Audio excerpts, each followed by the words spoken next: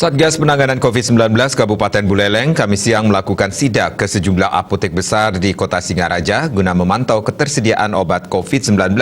Dari hasil sidak, ketersediaan obat COVID-19 baik obat antivirus, antibiotik maupun vitamin ternyata kosong di pasaran akibat tingginya permintaan dari masyarakat.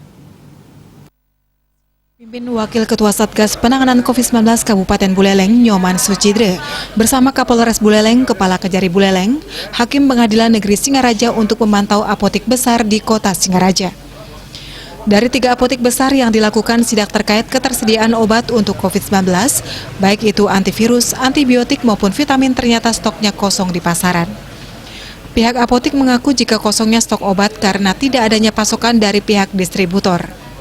Jika ada obat itu pun dengan harga tinggi dan melebihi harga eceran tertinggi, sehingga pihak apotek tidak berani mendatangkan obat. Wakil Ketua Satgas Penanganan COVID-19 Kabupaten Buleleng, Nyoman Sucidre mengatakan, tingginya permintaan obat COVID-19 ini memicu kosongnya stok obat di apotek yang ada di Kota Singaraja. 3 jenis obat yang kosong ini yakni antivirus, antibiotik, serta vitamin. Pihaknya akan membahas segera ketersediaan obat ini agar ada di apotek terdekat karena masyarakat sangat membutuhkan di situasi saat ini. Kosong. Dan ini ada permasalahannya ada di distributor yang harganya juga sangat tinggi. Jadi apotek-apotek di sini nggak berani ngambil obat karena melebihi dari HET yang sudah ditetapkan oleh pemerintah.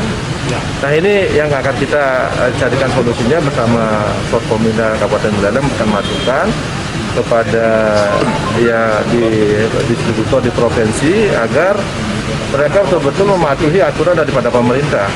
Dan ini kan merugikan masyarakat karena kita perlu, tapi obatnya itu kosong. Jadi antivirus kosong, kemudian vitamin yang diperlukan juga kosong. Harganya gila-gilaan katanya menurut pengelola apotek. Jadi apoteknya nggak berani menyediakan.